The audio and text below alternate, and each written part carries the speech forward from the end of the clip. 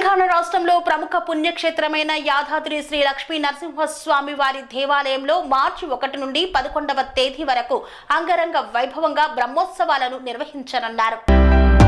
యాదాద్రి భువనగిరి జిల్లా యాదాద్రి శ్రీ లక్ష్మీ నరసింహస్వామి వారి బ్రహ్మోత్సవాలు మార్చి 1 నుండి 11వ తారీఖు వరకు అత్యంత వైభవంగా నిర్వహిస్తామని తెలిపారు. 7న శ్రీ స్వామివారి ఎదుర్కోలు ఉత్సవం, 8వ తారీఖున శ్రీ స్వామివారి కళ్యాణ మహోత్సవం, 9వ తారీఖున స్వామివారి దివ్య విమాన రథోత్సవం, ప్రతిరోజు ఉదయం రాత్రి స్వామివారికి అలంకరణ వాహన సేవలు ఉంటాయని తెలిపారు. ప్రతిరోజు ప్రముఖుల ద్వారా సాంస్కృతిక కార్యక్రమాలు చేపట్టనున్నారు. బ్రహ్మోత్సవాల సందర్భంగా 5 గంటల నుండి 8 గంటల వరకు కొండపైకి వాహనాలను టోల్ ఫ్రీ ద్వారా పంపనున్నారు. భక్తులకు చలువ పందిళ్లు, మంచినీటి సౌకర్యాలు విచ్చేసే భక్తులకు ఇబ్బందులు జరగకుండా చలువ పందిళ్లు, మంచినీటి సౌకర్యాలకు ప్రత్యేక ఏర్పాటు చేస్తున్నారు. ప్రతిరోజు 2500 మంది భక్తులకు అన్న ప్రసాదాన్ని ఏర్పాటు చేస్తున్నారు. బ్రహ్మోత్సవాలకు 3 కోట్ల బడ్జెట్ కేటాయించామని ఆలయ ఈవో భాస్కర్ రావు తెలిపారు. బ్రహ్మోత్సవాల సందర్భంగా స్వామివారికి భక్తులు జరిపించే ఆర్జిత సేవలు రద్దు చేశామన్నారు. ఎక్కలేని వాళ్ళకు ఈ వృద్ధులు కూడా ఉంటారు. ఈ కార్యక్రమంలో పాల్గొనాలి, వాళ్ళందరికీ సౌకర్యం కల్పించడం కోసం ఇది కూడా తీసుకున్నాం. ఈ కార్యక్రమంలో మా దేవాలయ సిబ్బంది అందరూ పాల్గొంటారు. మీరు కూడా మీ కుటుంబాలతో అందరూ పాల్గొనండి. స్థానికులకి చేయండి. కళ్యాణానికి కూడా ఈసారి మీరు చూశారు, 1వ తారీఖు నుంచే కళ్యాణానికి వేసే డయాస్ వేసాం.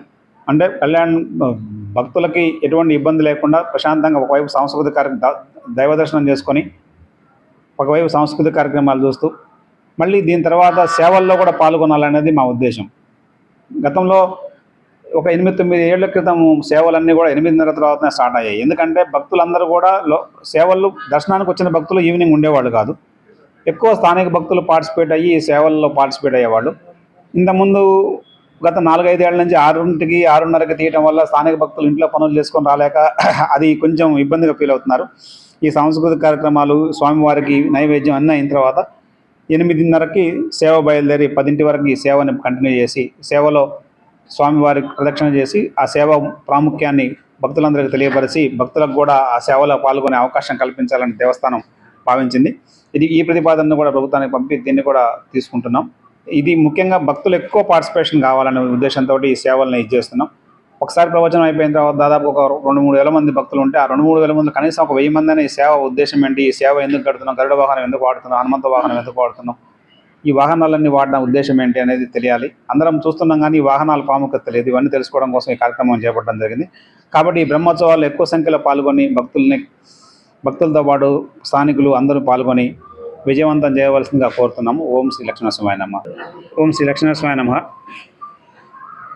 శ్రీ స్వామివారి వార్షిక బ్రహ్మోత్సవాలు మార్చి 1 నుంచి 11 వరకు యాదగిరిగుట్టలో జరుగుతున్నాయి. శ్రీ లక్ష్మీనరసింహ స్వామివారి దేవస్థానం ఈ ఉత్సవాలను చాలా ఘనంగా చేయాలని ఏర్పాట్లు చేస్తుంది. భక్తులు కూడా ఎక్కువ సంఖ్యలో పాల్గొని ఈ కార్యక్రమాలను విజయవంతం చేయవలసిన కోరుతున్నాము. దీనికి సంబంధించి 1 నుంచి 11 తారీఖులో ముఖ్యమైన రోజులుగా గుర్తించేవాడు 7వ తారీఖు నాడు ఎదుర్కోలు ఉత్సవం ఉంటుంది, 8వ తారీఖు నాడు స్వామివారి కళ్యాణం ఉంటుంది, 9న రథోత్సవం ఉంటుంది, చివరి రోజు 11వ రోజు చక్రస్నానంతో ఉత్సవాలు ముగుస్తాయి. ఈ 11 రోజుల్లో ఖచ్చితంగా యాగశాల బయట వేసాం. హోమం జరుగుతుంటుంది. హోమం తర్వాత 11వ రోజు దానిని హోమం కూడా పూర్తవుతుంది. ఇంతకుముందు ఈ హోమం కూడా బయట చేసేవాళ్ళం. హోమాన్ని ఇప్పుడు యాగశాలలో బయట తాత్కాలికంగా ఏర్పడిన యాగశాలలో చేస్తున్నాము. ఈ 11 రోజుల్లో 1 నుంచి 3 తేదీ వరకు మార్నింగ్ విశ్వక్సేన పూజ స్టార్ట్ అయ్యి అంకురార్పణతో స్టార్ట్ చేస్తాము. ఈవినింగ్ స్వామివారి సేవలు ఉంటాయి. వీటితో పాటు ఈ దేవాలయ ప్రాశస్త్యాన్ని, ఈ దేవాలయ ఉన్నతిని చూసి మేము ఈసారి సాంస్కృతిక ఉత్సవాలు ఘనంగా నిర్వహించాలని దేవస్థానం ప్రభుత్వానికి తెలియపరిస్తే ప్రభుత్వం కూడా అనుమతించింది. దాన్ని దృష్టిలో పెట్టుకొని 1 నుంచి 3వ తారీఖు వరకు ప్రముఖ ప్రవచనకర్త పద్మశ్రీ డాక్టర్ గరికపాటి నరసింహారావు గారు ఎర్రా ప్రకటస్తే రచించిన నృసింహ వైభవం మీద ప్రవచనం చెప్తారు. ఖచ్చితంగా 6 గంటల నుంచి 8:25 వరకు ఈ ప్రవచనం ఉంటుంది.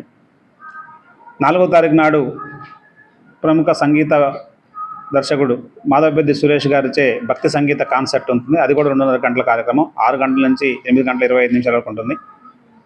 5 నాడు తేలు విజయ గారిచే భక్తి సంగీతం ఉంటుంది.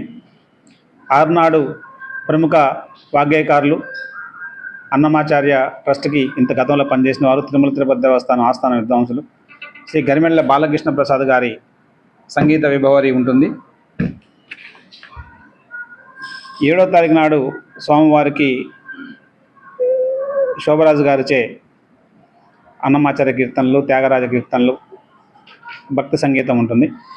8 స్వామివారి కళ్యాణం ఉంటుంది కాబట్టి ఆ రోజు కార్యక్రమాలు ఉంటాయి. 9న ఎప్పుడు వస్తారు మన టెంపుల్కి రామాచార్య గారు లిటిల్ మ్యూజిషియన్స్ అని ఒక అకాడమీ, చాలా ఫేమస్. వాళ్ళ బాబు కానివ్వండి, వాళ్ళ పాప కానివ్వండి, వాళ్ళందరూ పెద్ద సింగర్స్, వారిచే మ్యూజికల్ కాన్సర్ట్ ఉంటుంది. ఈసారి బాగా పేరెన్నిక కళాకారులు, వాళ్ళని గౌరవించడంతో పాటు ఈ మధ్య 5 నుంచి 6 మధ్యలో స్థానిక కళాకారులకి మరియు 8:30 నుంచి 9:30 మధ్యలో స్థానిక కళాకారుల కంటే రాష్ట్రంలో అప్పుడప్పుడే వస్తున్న కళాకారులకు కూడా అవకాశం కల్పించడం జరిగింది వీళ్ళ మధ్యలో కూడా. సో కాబట్టి సంగీత కార్యక్రమాలు, ఈ ప్రవచనాలు ఇవన్నీ ఉంటాయి. వీటికి కూడా భక్తులు ఎక్కువ సంఖ్యలో హాజరు కావాలి. దాన్ని దృష్టిలో పెట్టుకొని దేవస్థానం ఒక ప్రతిపాదన ప్రభుత్వానికి పంపుతుంది. మళ్ళీ ఈ కొండెక్కాలంటే టోల్ సమస్య ఉంది. ఈ స్థానికులు ఎక్కువగా వస్తారు, వాళ్ళందరూ కూడా వెహికల్స్ మీద రావాలన్న ఇబ్బంది ఉంటుంది కాబట్టి మళ్ళీ పోయేటప్పుడు ఇబ్బంది ఉంటుందని సాయంత్రం 5 గంటల నుంచి 8:30 మధ్యలో వచ్చే వెహికల్స్కి, ఈ కార్యక్రమంలో పాల్గొనే ఏ వెహికల్ అయినా సరే వాటన్నిటి కూడా టోల్ మినహాయింపు ఇవ్వాలని ప్రభుత్వానికి పంపుతున్నాము. అది కూడా ప్రభుత్వం నుంచి అనుమతి లభిస్తుందని భావిస్తున్నాం ఖచ్చితంగా. ఎందుకంటే స్థానికులకి ఎక్కువ ఇవ్వాలి. మళ్ళీ 500 రూపాయలు టికెట్ పెట్టుకొని వచ్చి అది రోజు వస్తే 11 రోజులు 5,500 రూపాయలు ఖర్చు వస్తుంది దేవస్థానానికి. దానివల్ల దేవస్థానానికి ఆదాయం కూడా అంత మనం లోకల్ వాళ్ళని బాధపెట్టి ఆదాయం సంపాదించే ఉద్దేశం లేదు. సో కాబట్టి ఈ కార్యక్రమాలు, ఈ బ్రహ్మోత్సవాలు ఉన్న రోజుల్లో ఈ 5 నుంచి 8:30 మధ్యలో కొంచెం గ్యాప్ ఇచ్చేసి టోల్ లేకుండా అందరినీ పంపించాలని, అప్పుడు పార్కింగ్ సమస్య రాకుండా పార్కింగ్ను కూడా కంట్రోల్ చేస్తూ పోలీసులకి ఇచ్చేసాం. బస్సులు కూడా ఒకవేళ అందరికి రిక్వెస్ట్ చేస్తాం, బస్సులలో వెళ్ళండి ఫ్రీగా, మళ్ళీ బస్సుల మీద వచ్చేదాం. బస్సుల మీద వచ్చేవాళ్ళు బస్సుల మీద వస్తారు, వెహికల్ తీసే కూర్చుంటారు. కొంతమంది బస్సు ఎక్కలేని వాళ్ళు శ్రీ అవధూతాశ్రమము బోధానంద సత్యారామూర్తి ఆర్యుల గోసేవాశ్రమము మరియు వృద్ధాశ్రమము పడాల. ఆశ్రమములో గోసేవ, గోవుల దానము స్వీకరించుట, మీ నవగ్రహ దోషములు పోవుటకు గోపూజ చేయబడును. మూలికా వైద్యము, గోపంచగవ్య వైద్యము చేయబడును. యంత్రములు, తావీదులు ఇవ్వబడును. శాంతి హోమములు చేయబడును. మీ ఆత్మీయుల పుట్టినరోజు, పెళ్లి రోజు మరియు వర్ధంతి వంటి ముఖ్యమైన దినములలో గోసేవ లేదా అన్నదానం చేయదలిచిన వారు సంప్రదించండి. మా వృద్ధాశ్రమంలో ఖాళీలు కలవు. చేరదలిచిన వారు సంప్రదించండి. శ్రీ శ్రీ శ్రీ స్వామి బోధానందగిరి శ్రీ అవధూతాశ్రమము, అయ్యప్ప స్వామి గుడి దగ్గర, పడాల, తాడేపల్లిగూడెం 2.